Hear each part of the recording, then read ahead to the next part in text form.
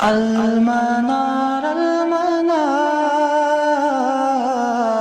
المنار المنار المنار المنار المنار المنار اے امین علم و فن، اے حکمتوں کے انجمن، تجھ پہ نازاں ہے چمن، تجھ پہ نازاں ہے چمن۔ السلام علیکم ورحمۃ اللہ وبرکاتہ۔ الحمد للہ وکفی والسلام علی عبادہ الذین اصطفى، اما بعد، قال اللہ تعالی فی القرآن المجید انا نحن نزلنا الذکر وانا لہ لحافظون۔ رب اشرح لی صدری ویسر لی امری واحلل عقدۃ من لسانی یفقہوا قولی۔ اللہم ارنا الحق حقا وارزقنا اتباعہ وارنا الباطل باطلا وارزقنا اجتنابہ۔ اللہم وفقنا لما تحب وترضى، آمین یا رب العالمین۔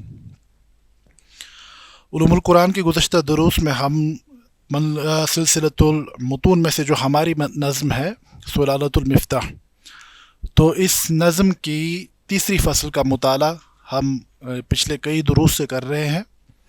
تو اس فصل کے حوالے سے ہم نے متعدد مرتبہ یہ بات آپ کے سامنے بیان کی کہ اس فصل میں ناظم رحمہ اللہ تعالی نے ان مباحث کا تذکرہ کیا ہے جن کا تعلق قرآن مقدس کی ادائیگی کے ساتھ ہے، ٹھیک ہے۔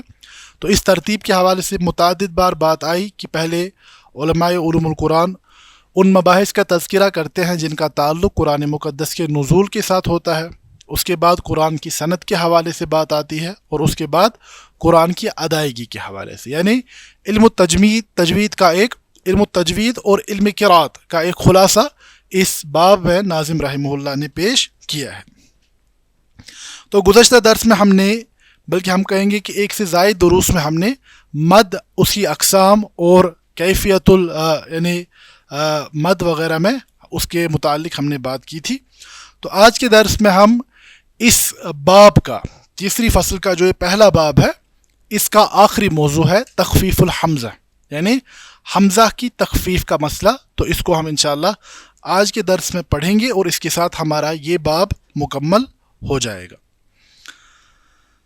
تو آج کا جو ہمارا موضوع ہے وہ ہے تخفیف الحمز، یعنی حمزہ مخفف، حمزہ کی تخفیف کرنا۔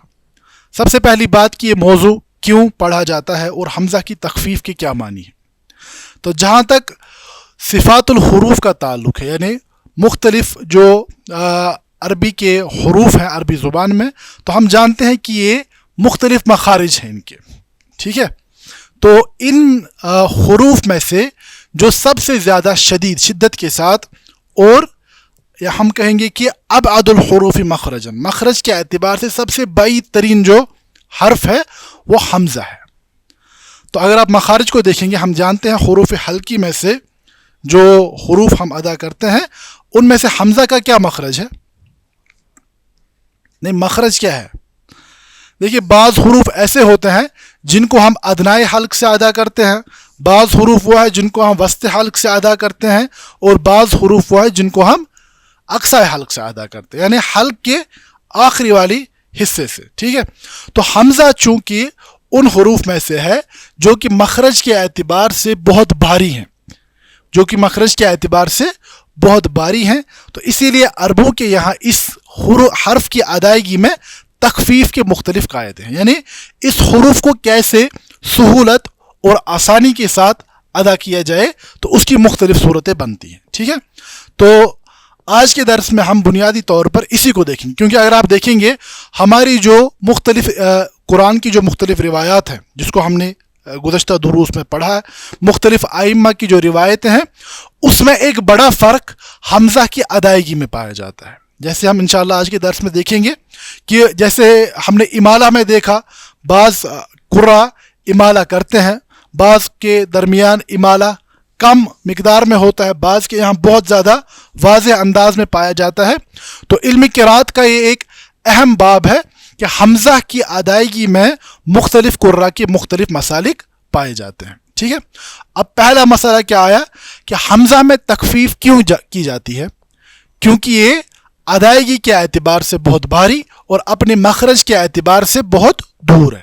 ٹھیک ہے, اسی لیے ہم دیکھتے ہیں کہ اس کی ادائیگی میں تخفیف کی مختلف صورتیں پائی جاتی ہیں, اور سب سے زیادہ تخفیف, سب سے زیادہ آسانی یا اس میں ہلکا پن جو پیدا کرتے ہیں وہ اہل حجاز ہیں.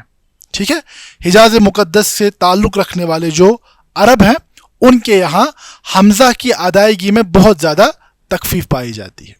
ٹھیک ہے, تو آپ آگے چل کر سمجھیں گے جب میں تخفیف کہہ رہا ہوں اس کا کیا مطلب ہے وہ آپ سمجھیں گے. اسی لیے ہم دیکھتے ہیں کہ تخفیف ائمہ قرات میں سے سب سے زیادہ کس کے یہاں پائی جاتی ہے؟ امام عبداللہ ابن کثیر. کیونکہ ہم نے کیا کہا, عبداللہ ابن کثیر کہاں کے ائمہ قرآن میں شامل ہوتے ہیں؟ مکہ کے. جو ہم نے 7 ائمہ 7 کا تذکرہ کیا اس میں سے ہم نے امام عبداللہ ابن کثیر کے حوالے سے بیان کی کہ آپ کا مسکن یا آپ کی تعلیم و تربیت کا جو جگہ تھی وہ مکہ مکرمہ تھی. آپ کا تعلق حجاز کے ساتھ ہے. مکہ چونکہ حجاز کا ہی اہم ترین شہر ہے, اسی لیے آپ کی قرات میں حمزہ میں بہت زیادہ تخفیف پائی جاتی ہے. اسی طرح امام نافع کی جو روایت امام ورش سے ہے اس میں بھی بہت زیادہ, نافع کیونکہ کہاں تھے؟ مدنی. امام نافع مدنی ہے تو ان کی جو روایت ہے اس میں بھی تخفیف بہت پائی جاتی ہے. اسی طرح امام ابو عمرو ان کی قرات میں بھی تخفیف پائی جاتی ہے. اب دیکھیں امام سیوطی نے کچھ آثار بھی اس حوالے سے بیان کیے ہیں لیکن ان کی سند میں ضعف پایا جاتا ہے. جیسے کہ ایک اثر انہوں نے بیان کیا ہے عبداللہ ابن عمر رضی اللہ تعالی عنہما سے, فرماتے ہیں کہ ما حمز رسول اللہ صلی اللہ علیہ وسلم ولا ابو بکر ولا عمر ولا الخلفاء وانما الحمز بدعۃ ابتدعوها من بعدهم. فرماتے ہیں کہ عبداللہ ابن عمر رضی اللہ عنہ نے بیان کیا کہ حمزہ کی مکمل ادائیگی نہ رسول اللہ صلی اللہ علیہ وسلم سے ثابت ہے, نہ ابو بکر رضی اللہ عنہ سے, نہ عمر رضی اللہ عنہ سے, نہ بعد کے خلفاء سے, بلکہ یہ ایک بدعت ہے جس کو بعد میں ایجاد کیا گیا. لیکن اس اثر کے حوالے سے خود علم قرات کے مشہور امام ابو شامہ فرماتے ہیں ھذا حدیث لا یحتج بہ, یہ اس حدیث سے ایک قابل احتجاج حدیث, احتجاج مطلب استنباط, اس سے استنباط نہیں کیا جا سکتا.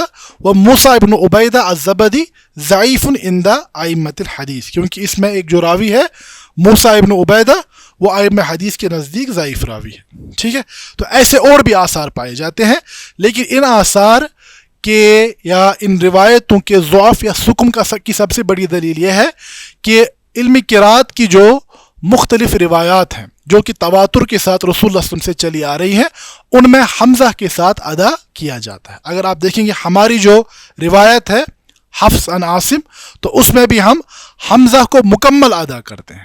مکمل ادا کرنا, تخفیف کرنا, تو اس کو ہم انشاءاللہ بیان کریں گے. لیکن چونکہ امام حفص کی روایت سب سے زیادہ مشہور اور معروف روایت ہے اور اس میں حمزہ تواتر کے ساتھ ادا کیا گیا ہے, نقل کیا گیا ہے, اسی لیے ہم کہیں گے کہ یہ سبھی آثار جو ایسے بات بیان کرتے ہیں یہ قابل احتجاج نہیں ہے. ٹھیک ہے, اب جہاں تک حمزہ کی تخفیف کی صورتیں ہیں تو 4 طریقوں سے حمزہ کی ادائیگی میں تخفیف پیدا کی جاتی ہے. ایک صورت ہے جسے ہم کہتے ہیں النقل, دوسری صورت ہے الابدال, تیسری صورت ہے التسہیل اور چوتھی صورت ہے الاسقاط بلا نقل. ٹھیک ہے, کتنی صورتیں بنتی ہیں؟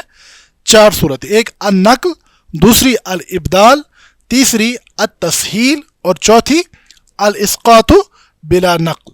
ٹھیک ہے, تو جہاں تک نقل کا تعارف ہے کہ حمزہ کی ادائیگی میں کی تخفیف میں نقل سے کام لینا, اس کا کیا مطلب ہے وہ میں سمجھاؤں گا, لیکن اس سے پہلے آپ سب لوگ ذرا اس کو پڑھنے کی کوشش کریں. یہ سورۃ المومنون کی جو پہلی آیت ہے ہم کیسے پڑھتے ہیں؟ قد افلح. ٹھیک ہے, ہم نے دال کو ساکن پڑھا اور چونکہ حروف قلقلہ میں سے ہے تو قلقلہ ہو گیا.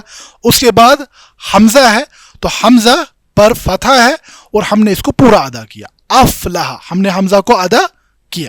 ٹھیک ہے, اب دیکھیں چونکہ میں نے پہلے ہی بیان کیا حمزہ اپنی ادائیگی کے اعتبار سے ایک مشکل حرف ہے. ٹھیک ہے, اسی لیے اہل حجاز کے یہاں اس میں تخفیف پائی جاتی ہے. اب تخفیف کا پہلا طریقہ کیا ہے؟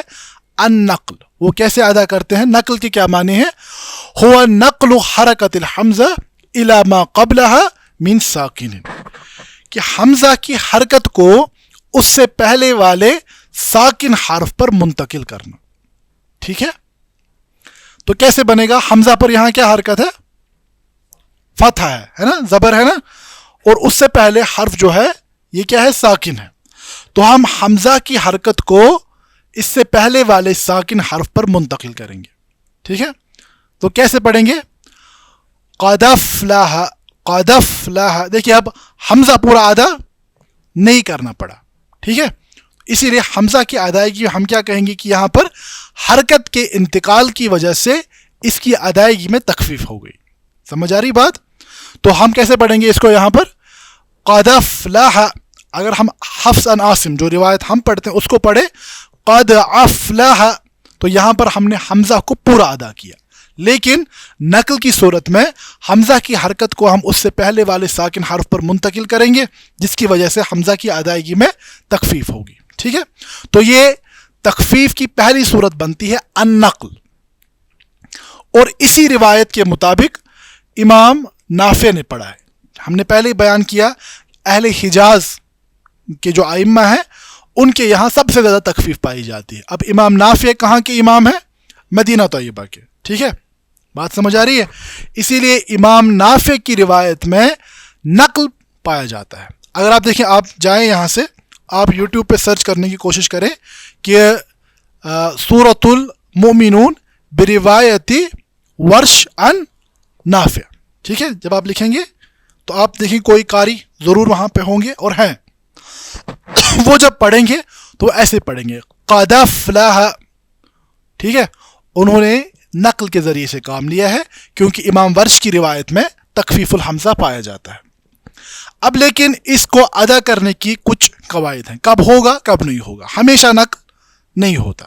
ٹھیک ہے، پہلا قاعدہ آپ یاد رکھیں کہ نقل کیا ہے. اب اس پوری روایت میں جو امام ورش عن نافع کی روایت ہے اس میں صرف ایک استثناء پایا جاتا ہے، وہ ہے یہ والی آیت کتابیہ انی ظننت. اگر ہم یہاں نقل کے قاعدے کو دیکھیں تو یہاں پر کیا ہوگا؟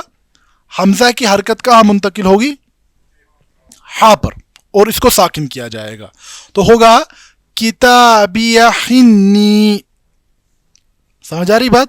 لیکن یہاں پر اس میں استثناء پایا جائے. جیسے ہم نے امالہ کے قاعدے میں دیکھا کہ حفص عن عاصم والی روایت، ہماری روایت میں ہم مجراہا کو پڑھتے ہیں تو وہاں پر مجریہا ہم ادا کرتے ہیں، وہ وہاں ایک استثناء پائی جاتی ہے کیونکہ باقی مقامات پر امام حفص عن عاصم کی روایت میں امالہ نہیں پایا جاتا. اسی طرح یہاں ورش عن نافع کی جو روایت ہے اس میں سب سے زیادہ تخفیف الحمزہ پائی جاتی ہے سوائے اس مقام کے. ٹھیک ہے، اب یہ کیوں ہے؟ یہاں پر کیوں نہیں پڑھا جاتا ہے؟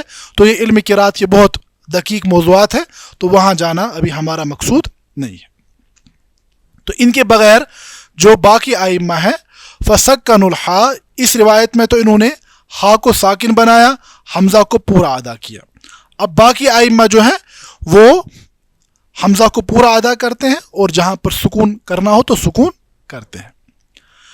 اب یہاں پر ایک اور اس نقل کے قاعدے میں ایک اہم تنبیہ ہے، وہ یہ ہے کہ حمزہ سے پہلے حرف لازمی طور پر ساکن ہونا چاہیے.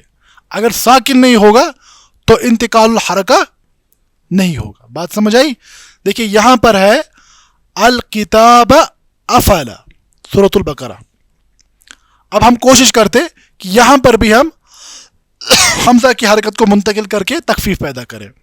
تو الکتاب افلا، تو یہ نہیں ہے کیونکہ قاعدہ کیا ہے کہ نقل تب ہوگا جب حمزہ سے پہلے حرف ساکن ہو. ٹھیک ہے، چونکہ یہاں ساکن نہیں ہے اسی لیے انتقال الحرکہ نہیں ہوگا.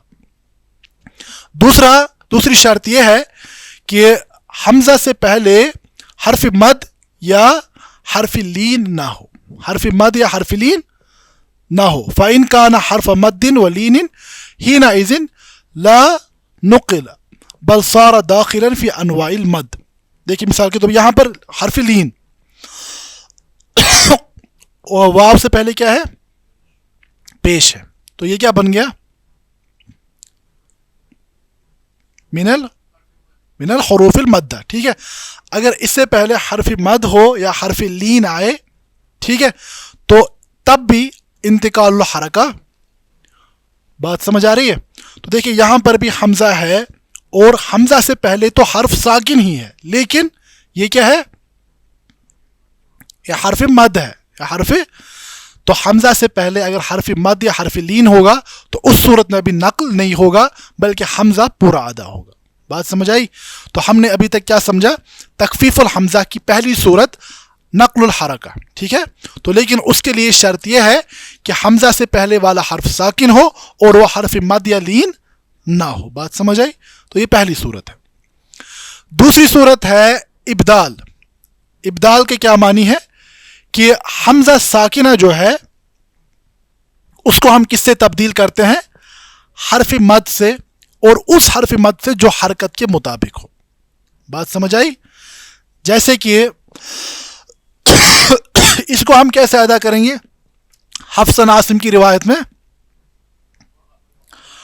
वअमुर अहलक, इसी तरह यहां पर युमिनून। ठीक है, तो इन सभी सूरतों में हमजा क्या है, साकिन है।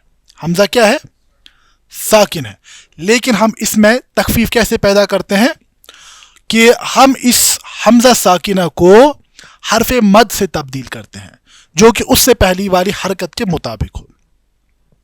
अलिफ मा कबल जो फतहा है, इसके मुतजानिस हर्फ कौन है, अलिफ। अलिफ मा कबल फतहा, वाव मा कबल ज़म्मा और या मा कबल कसरा।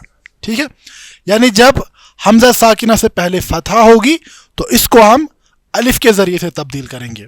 जब हमजा साकिन से पहले ज़म्मा है तो वाव से तब्दील करेंगे, और जब हमजा साकिना से पहले कसरा है तो या से तब्दील करेंगे। बात समझ आई? तो हम ऐसे पढ़ेंगे वामुर नहीं, बल्कि इसको हर्फ मद से तब्दील करेंगे और क्या पढ़ेंगे, वामुर। इसी तरह युमिनूना नहीं पढ़ेंगे बल्कि युमिनूना। इसी तरह यहां पर असली है जी तो हमजा साकिना है, ठीक है, लेकिन उससे पहले कसरा होने की वजह से हमजा को हम या में तब्दील करेंगे, तो क्या पढ़ेंगे, जी तो इलैका रब्बी लितरज़ा। तो यहां पर इस रिवायत में जी तो इलैका रब्बी। बात समझ आई? तो यहां पर हमजा की तखफीफ में हमने क्या किया, इब्दाल किया। इब्दाल क्या है, हर्फ को ही तब्दील कर दिया। वहां पर हमने हरकत को एक हर्फ से दूसरे हर्फ पर मुंतकिल किया, इसीलिए हमने कहा कि वो नक्ल हो गया। ठीक है, यहां पर हमने एक हर्फ को दूसरे हर्फ से तब्दील कर दिया, इसीलिए हमने कहा ये क्या है, ये इब्दाल है। और यही तरीका है इमाम अबू अम्र की रिवायत में, वसवाअन कानतिल हमजा फा अम आइनन अम लाम। अब हमजा चाहे फा कलिमा पर हो, आइन कलिमा पर हो या लाम कलिमा पर हो, तो सभी सूरतों में तखफीफुल हमजा के इब्दाल के कायदे के तहत ऐसा ही मामला होगा। ठीक है, अब जब आप कभी सुनेंगे किसी कारी को पढ़ते हुए वामुर अहलका बिस्सलाह, ठीक है, या पढ़ेंगे अल्लज़ीना युमिनूना बिलगैब, वो युमिनूना नहीं पढ़ेंगे। इसी तरह जी तो के बजाय जी तो पढ़ेंगे, तो आपको ये बात समझ आनी चाहिए कि यहां पर इब्दाल हुआ है, तखफीफुल हमजा के कायदे के तहत इब्दाल हुआ है। तीसरा कायदा है, तीसरी सूरत बनती है तस्हील की। किसकी बनती है, तस्हील। और तस्हील के क्या मानी है, हुआ अन तजअल अल हमजा सानिया फिल कलिमतिल मज़कूरा बैन अल हमज़ति वल या। तो यहां पर हम क्या करते हैं कि इस सूरत में अगर हमजा दो आए, दो हमजा साथ साथ आए, ठीक है, दो हमजा आते हैं साथ साथ, तो यहां पर हम हमजा और यानी इन दो हमजाओं के दरमियान अलिफ यानी हम अलिफ लगाते हैं, ठीक है, या हमजा लगाते हैं। हाँ, देखिए यहां पर अगर हम देखेंगे सूरत राअद में आइन्ना, जब हम इन्ना पढ़ते हैं तो हमने हमजा दूसरे वाले हमजा को भी पहले वाले हमजा को भी तहकीक के साथ अदा किया, यानी पूरा अदा किया। आ और इन्ना दोनों हमजा को अदा किया। अब इस सूरत में, तस्हील की सूरत में, हम इन दो हमजाओं के दरमियान या की सी सूरत पैदा करते हैं, पूरा या नहीं अदा करते। ठीक है, लैसत हमजा हकीका वला या उन सरीहा व इन्नमा बैना बैना, ना हम हमजा सरीहा अदा करेंगे, ना आ इन्ना पूरा अदा करेंगे, ना आइन्ना पूरा अदा करेंगे। ठीक है, अगर हम यहाँ पर मुंतकिल करना चाहें, इब्दाल करना चाहें, तो इस हमजा को हम या से तब्दील करेंगे। ठीक है, बात समझ आई? लेकिन हम यहाँ तब्दील नहीं करते, बल्कि बैना बैना, हमजा और या के दरमियान वाली आवाज। ठीक है, आइन्ना आइन्ना। आप एक बार ज़रूर कोशिश करें कि जब आप घर जाएंगे इंशाल्लाह, यूट्यूब पर आप वर्श और नाफे वाली यानी किरात को एक बार सुने, जो सूरत रात की 5वीं आयत है, इसको देखें। ठीक है, तो यहाँ पर हमजा, दो जो हमजा आए, दूसरे वाले हमजा को हमने इस तौर पर अदा किया कि ये हमजा और या के दरमियान बैना बैना वाली आवाज़ में अदा किया जाएगा। और यही इमाम नाफे, इमाम अब्दुल्ला इब्न कसीर और इमाम अबू अम्र की किरात है। अब इसमें कुछ मसाइल पैदा होते हैं। देखिए, दो हमजा तो आ रहे हैं, अब कभी कभार ये होगा कि दोनों हमजाओं पर एक जैसी हरकत होगी और कभी कभार मुख्तलिफ हरकत होंगी। यहाँ पर देखिए, पहले वाले हमजा पर फतहा है और दूसरे वाले हमजा पर कसरा है। बात समझ आई? अब कभी ये होगा कि दोनों पर फतहा है, दोनों पर कसरा है, या दोनों पर ज़म्मा है। बात समझ आ रही है? उसमें थोड़ा फ़र्क पैदा हो जाती है। फरमाते फ़इन इत्तफ़क़ल हमज़तानि फ़िल फ़त्हि सुहिल अस्सानिया अल हरमियान व अबू अम्र व हिशाम व अब्दलहा वर्श अलिफन। ठीक है, फरमाते अगर दोनों हमजाओं पर क्या होगी? फतहा। दोनों हमजाओं पर क्या होगी? फतहा। तो इमाम हरमियान से क्या मुराद है? दो हरम इमाम। पहले हरम के इमाम कौन है? इमाम अब्दुल्ला इब्न कसीर। और दूसरे हरम के इमाम कौन है? इमाम नाफे। तो फरमाते हैं अगर दोनों हमजा में हरकत की मुताबिकत होगी तो उस एतबार से हरम के दो आइम्मा और इमाम अबू अम्र और इमाम हिशाम, उनके नज़दीक क्या होगा कि दूसरे हमजा में तस्हील होगी, जो हमने बयान किया। ठीक है, बात समझ आ रही है? तस्हील के क्या मानी है कि वो दूसरे हमजा को अलिफ और या के दरमियान में पढ़ेंगे। बात समझ आ रही है? लेकिन इमाम वर्श के नज़दीक वो दूसरे इस हमजा को अलिफ से तब्दील करेंगे। वो कैसे अदा करेंगे? आइन्ना। ठीक है, आइन्ना। वो यहाँ पर इन दो हमजाओं के दरमियान अलिफ को दाखिल करेंगे, यानी वो हर्फ मद में तब्दील हो जाएगा। और इमाम अब्दुल्ला इब्न कसीर अलिफ को दाखिल नहीं करते, और इमाम कालून, इमाम हिशाम और इमाम अबू अम्र अलिफ को दाखिल करते हैं। और बाकी जो हैं, बाकी आइम्मा, वो तहकीक के साथ अदा करते हैं। तहकीक मतलब पूरे हमजा को अदा करते हैं। जैसे हम भी पढ़ेंगे तो क्या पढ़ेंगे? आइन्ना। पहला हमजा भी पूरा अदा किया और दूसरा हमजा भी पूरा अदा किया। बात समझ आई? क्योंकि देखिए, सीधी सी बात है, जो हम रिवायत पढ़ते हैं हफ्स और आसिम वाली रिवायत, तो इसका मंबा क्या है?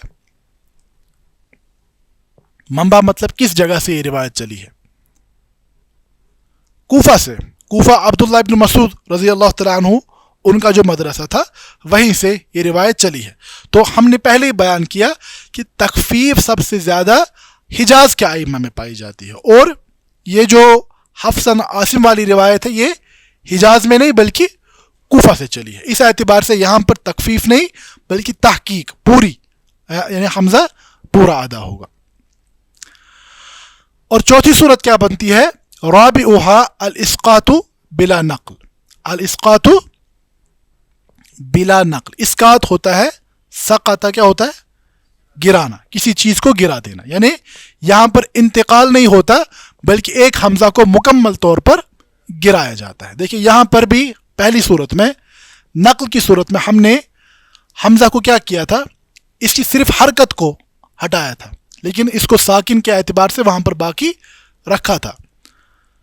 لیکن یہاں پر اسقاط میں کیا ہوتا ہے کہ ایک حمزہ کو ہم مکمل طور سے حذف کر دیتے ہیں. ٹھیک ہے. ھذا النوع الرابع الذي هو الاسقاط ولكنه اسقاط بلا نقل ولا ابدال، کہ نہ اس میں نقل ہوگا نہ ابدال ہوگا. وذلك اذا اجتمع عندنا حمزتان اتفقتا في الحركة بأن كانتا مفتوحتين او مكسورتين او مضمومتين.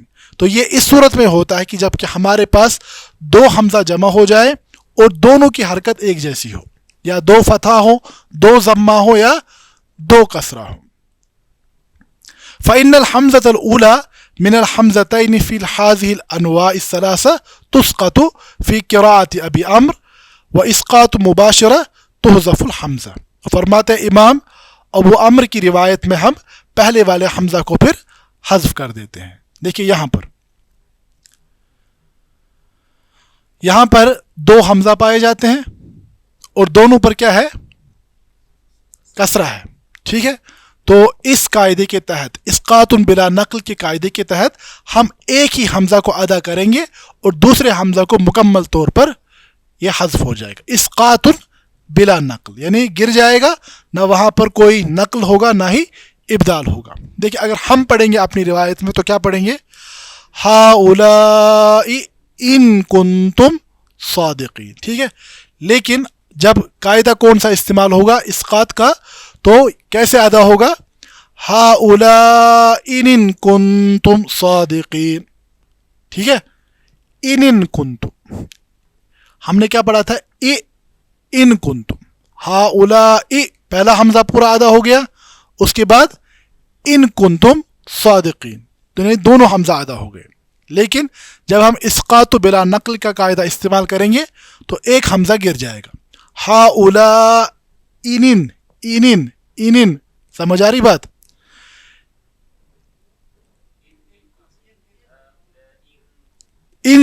صحیح بات ہے. ہؤلاء ان کنتم صادقین. ٹھیک ہے. بات سمجھ آئی؟ یہی بات ہے. وبه قرأ ابو عمرو اذا اتفقا في الحركة وكان في كلمتين فإن اتفقا كسرا نحو هؤلاء ان كنتم صادقين جعل الورش وقنبل الثانية كياء الساكنة. امام ورش اور امام قنبل کیا کرتے ہیں کہ دوسری جو یہ حمزہ ہے نہیں وہ حذف نہیں کرتے، حذف ابو عمرو کرتے ہیں. ٹھیک ہے. امام ورش اور امام قنبل اس صورت میں دوسری والی حمزہ کو یا کے جیسی بناتے ہیں، کا یا ساکنہ، یا ساکنہ جیسی بناتے ہیں. ہؤلاء ای حمزہ یا زیر ان کنتم ہم نے کیا پڑھا تھا؟ ہؤلاء ان کنتم ہم نے پورا دونوں. لیکن امام قنبل اور امام ورش دوسری والی حمزہ کو یا ساکنہ جیسا بنائیں گے. بات سمجھ آئی؟ اور امام قالون، امام بزی جو پہلی حمزہ ہے اس کو یا مکسورہ جیسی بنائیں گے. ٹھیک ہے. ای کے بجائے یہ ادا کریں گے. ہؤلاء. بات سمجھ آئی؟ حمزہ جو پہلی ہے اس کو یا مکسورہ جیسی ادا کریں گے. وَأَسْقَطَهَا ابو عمرو اور امام ابو عمرو مکمل طور پر حذف کر دیں گے، اور باقی ائمہ جو ہیں وہ دونوں کو محقق یعنی پورا ادا کریں گے. ہؤلاء ان کنتم صادقین. اسی طرح اگر فتح، یہ تو تھا کسرہ کا قاعدہ کہ دونوں میں کیا پائی جاتی ہے؟ کسرہ. دوسرے میں اگر فتح پائی جائے تو ہم کیسے پڑھتے ہیں؟ فَإِذَا جَاءَ أَجَلُهُ. تو دونوں حمزہ کو ہم نے برابر تحقیق کے ساتھ ادا کیا. لیکن امام ورش اور امام قنبل کے نزدیک دوسری حمزہ کو کیا بنائیں گے؟ یہ مدہ میں تبدیل ہو جائے گی. ٹھیک ہے. جاء آ ٹھیک ہے. جاء أجلهم. ٹھیک ہے. تو وہ دوسرے حمزہ کو یعنی مدہ میں تبدیل کریں گے. اور وہ اسقط الثلاثۃ الاولی، اور باقی تین ائمہ جو ہیں وہ پہلی حمزہ کو سخت کرتے ہیں اور باقی آئمہ جو ہیں وہ کیا کرتے ہیں؟ پورا تحقیق کے ساتھ دونوں حمزہ کو ادا کرتے ہیں. اسی طرح اگر ضمہ دونوں میں پایا جاتا ہو تو امام ابو عمر کے نزدیک پہلے حمزہ میں سخت ہوگا، اور امام قالون اور امام بزی کے نزدیک پہلی حمزہ کو واو مضمومہ میں تبدیل ہوگا. ٹھیک ہے، او کے بجائے وو کے ساتھ وہ ادا کریں گے. اور باقی جو ہیں والآخران یجعلان الثانیہ کواو الساکنہ، باقی ائمہ کے نزدیک دوسرا جو حمزہ ہے یہ واو ساکنہ کی طرح ادا ہوگا، اور باقی ائمہ دونوں کو مکمل طور پر ادا کریں گے. بات سمجھ آ رہی ہے؟ اب یہاں پر ایک مسئلہ پایا جاتا ہے کہ سکت تو ہوگا، پہلا حمزہ ساکت ہو رہا ہے یا دوسرا حمزہ؟ کون سا حمزہ گر رہا ہے؟ نہیں، دیکھیے اب اگر ہم دیکھیں کوئی فرق نہیں پڑے گا، پہلا گر جائے یا حمزہ تو دونوں ہیں، تو ادائیگی میں کوئی فرق نہیں ہوگا. لیکن فرماتے ہیں ثم اختلفوا فی الساقط هل هو الاولى او الثانیہ، الاول عن ابی عمرو والثانی عن الخلیل من النحاة. تو فرماتے ہیں کہ ائمہ قرات کے نزدیک پہلا حذف ہوتا ہے، لیکن نحوی جو علماء ہیں ان کے نزدیک دوسرا حذف ہوتا ہے. اب اس سے کیا فرق پڑے گی، پہلا ہو یا؟ فرماتے ہیں تو اس کا فائدہ تب سمجھ آتا ہے فی المد فإن كان الساقط الأولى فهو منفصل او الثانیہ فهو متصل. تو مد کی ادائیگی میں فرق پیدا ہو جائے گا. دیکھیے اگر ہم اس کو ساکن مانتے ہیں، یا اس سے دوسری مثال کو ہم دیکھتے ہیں، یہاں پر آپ دیکھیے اگر آپ پہلے کو ساکن یعنی حذف مانتے ہیں تو مد کون سی قسم بنے گی؟ یہاں پر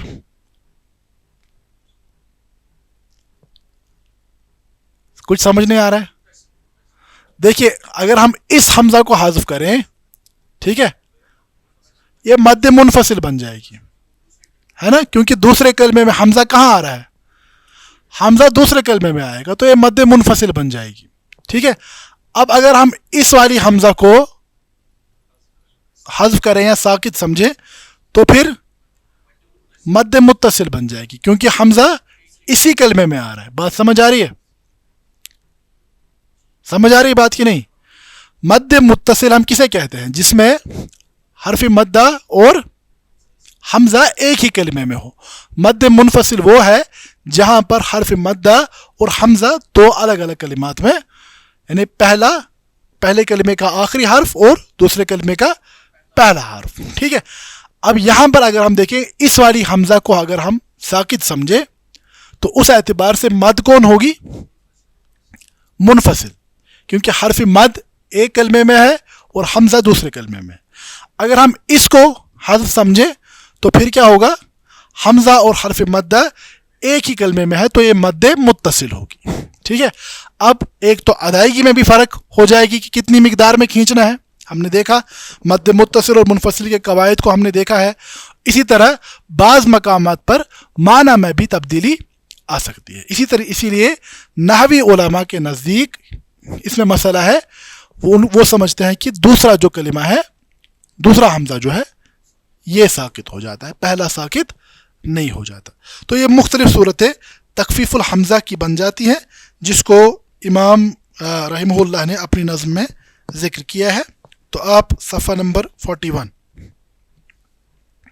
سلسلۃ المتون کے صفحہ نمبر 41 پر آئیں.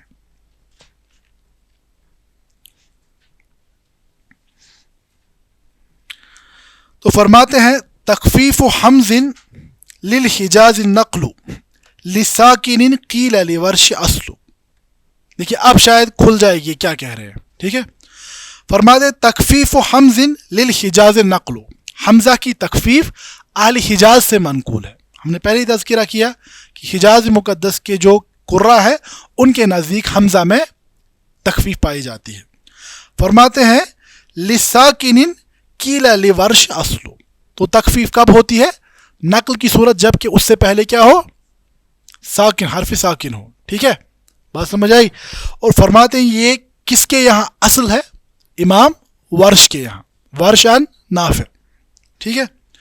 वहाकज़ा बिमद्दति तब्दीलु मिन जिन्सि मा क़ब्ल कज़ा तस्हीलु, इसी तरह क्या होता है, तब्दील हो जाती है हर्फ मद्दा की सूरत में। जो हमने तब्दील के कायदे को देखा, मिन जिन्सि मा क़ब्ल कज़ा तस्हीलु, जो कि उसकी जिन्स से ताल्लुक़ रखने वाली हरकत हो। हमने कहा कि वाअमुर जो है वहाँ पर चूंकि क्या है, वाव पर क्या है, फतहा है, इसीलिए हम हमजा साकिना को किससे तब्दील करेंगे, अलिफ से, वामुर। इसी तरह युमिनूना में हमजा साकिना से पहले चूंकि क्या है, ज़म्मा है, इसीलिए हम हमजा साकिन को वाव से तब्दील करेंगे, युमिनूना पढ़ेंगे। इसी तरह जिअतु में हमजा साकिना से पहले चूंकि कसरा है, इसीलिए हम हमजा को या में तब्दील करेंगे, जीतु। तो इसी को बयान किया, वहाकज़ा बिमद्दति तब्दीलु मिन जिन्सि मा क़ब्ल कज़ा तस्हीलु। अब तीसरा कहते हैं, दो सूरतें तो आ गई, अन-नक़्ल, दूसरी तब्दील, और तीसरी फरमाते हैं अत-तस्हील। अब तस्हील की वजाहत बयान करते हुए फरमाते हैं, आई बैनहु व हर्फुहु अउनज़िला, कि जैसे अउनज़िला में है, दो हमजा हैं साथ साथ, पहली हमजा पर फतहा है और दूसरी हमजा पर ज़म्मा है, तो इस सूरत में तस्हील के कायदे पर अमल होगा। या अअनज़रतहुम अम लम या अइन्ना सह्हला, इन सभी सूरतों में क्या होगी, तस्हील होगी। बात समझ आई। फरमाते हैं बसरीयुहुम व साहिबुल हरमैनी बिकस्सलासु आखिरिल हमज़ैनी। फरमाते इमाम बसरी, इमाम जो साहिबुल हरमैन यानी इमाम अब्दुल्लाह इब्न कसीर और इमाम नाफे के नज़दीक क्या होगा, तो फरमाते उनके नज़दीक तस्हील दूसरे हमज़ा में होगी, ठीक है, आखिरुल हमज़ैनी। व वर्शुना बिज़ाति फ़तहिन अब्दला क़ालून वल बसरीयु अलिफ़न अदखला। तो फरमाते इमाम वर्श के नज़दीक क्या होगा, वो फतह की सूरत में अलिफ से तब्दील करते हैं, जैसे बयान किया मैंने, ठीक है। और इमाम कालून और इमाम बसरी दो हमजाओं के दरमियान अलिफ को दाखिल करते हैं। अब आखिरी सूरत जो है इस्कात, तीन सूरतें आ गई ना, एक आ गई नकल, दूसरी तब्दील, तीसरी तस्हील। अब चौथी सूरत यहाँ पर क्या बयान करते हैं, इस्कात उला हमज़तैनी बसरी, पहले हमजा को साकिन समझ यानी सख्त करते हैं इमाम अबू अम्र अल बसरी, बिकलिमतैनी बित्तिहादिन यजरी विफाक बज़ी व क़ालून जला फिल फ़त्हि सिवाहुल औला जाला कल मद्दी कुम्बुलन व वर्षुन सहाला। इमाम कुम्बुल और इमाम वर्ष के नज़दीक तखफीफ किस सूरत में होगी, मद की तरह, जैसे मैंने बयान किया ना, ये मसाइल बयान की, इसी को इन्होंने यहाँ बयान किया है। सानियतन फ़ी कुल्लिहा औ अब्दला लिवर्शिना यहकी बिहा उलाई इन वल बिगाई इन खफीफु याई इदगाम ज़ी तहर्रुकिन कबीरु लिल बसरी गैरुहु सगीरु। अब इसमें आखिरी दो अशार में इदगाम के कायदे का भी तज़किरा हुआ है, जिसको हम इंशाअल्लाह आने वाले दर्स में देखेंगे, और उम्मीद है कि अगला बाब भी हम शुरू करेंगे। तो अगर आप देखेंगे पहले से इस बाब में जो मसाइल आए, इनका ताल्लुक बुनियादी तौर पर इल्म क़िराअत के साथ है, ठीक है। और इल्म क़िराअत बहुत ज़्यादा एक मुफस्सल इल्म है। इसमें एक तो सिंपल तजवीद है, बात समझ आ रही है। हम इमाम हफ्स अन आसिम की रिवायत को पढ़ रहे हैं और उसकी तजवीद के कवायद को पढ़ रहे हैं, तो वो आसान मसला है। अब यहाँ पर इस बाब में नाजिम रहीमुल्लाह ने अल इत्कान की इत्तिबा में बैन अल कुर्रा यानी जो कुर्रा के मुख्तलिफ मसाइल हैं उनका तज़किरा किया है। अब यहाँ पर ज़रूरी है, चूँकि ये प्रैक्टिकल मसला है, ये अदायगी के साथ ताल्लुक़ रखता है और अदा प्रैक्टिकल है, ये थियरी नहीं है। अब हमने इन मसाइल को जितना आसान हुआ मुमकिन उतनी आसानी के साथ समझाने की कोशिश की, लेकिन इनका हकीकी इदराक तभी होता है जब आप किसी एक मुतकिन, जो एक मजबूत कारी हो, उसके सामने इसको सुने, ठीक है। इसीलिए मैं गुजारिश करूँगा कि जब आप इंशाअल्लाह जाएंगे तो आप, हमारे पास आज आसानी मौजूद है, आप यूट्यूब पर ان جو آج کی آیات میں کا جو تذکرہ ہوا ہے ان کو امام ورش کی قرات میں سننے کی کوشش کرے، کیونکہ وہاں پر یہ مسائل بالکل سامنے کھل کر آ جاتے ہیں آسانی کے ساتھ. ٹھیک ہے، تو وہ آپ ہوم ورک سمجھ لیں. تو اس باب میں ہم نے سب سے پہلے احکام الوقف والابتداء، وقف کو دیکھا، وقف کی مختلف صورتوں کو دیکھا. اس کے بعد کیفیت الوقف میں ہم نے روم، اشمام اور الاسقان المحض کو دیکھا. اسی طرح ہم نے پھر اس کے بعد ہم نے امالہ کے مسئلے کو تفصیل کے ساتھ بیان کیا. اس کے بعد مد کے مسئلے کو تفصیل کے ساتھ بیان کیا، اور آج کے درس میں ہم نے تخفیف الحمزہ کو سمجھنے کی کوشش کی. تو یہ مختلف مسائل ہیں، اور آخری اب اس میں ادغام کا ایک مسئلہ ہے، وہ ہم انشاءاللہ اگلے درس میں دیکھیں گے. ھذا ما عندی واللہ تعالی عالم، وصلی اللہ علی نبینا محمد وآلہ وصحبہ وسلم، وآخر دعوانا ان الحمد للہ رب العالمین. المنار المنار المنار المنار المنار المنار المنار. اے امین علم و فن، اے حکمتوں کے انجمن، تجھ پہ نازاں ہے چمن، تجھ پہ نازاں ہے چمن.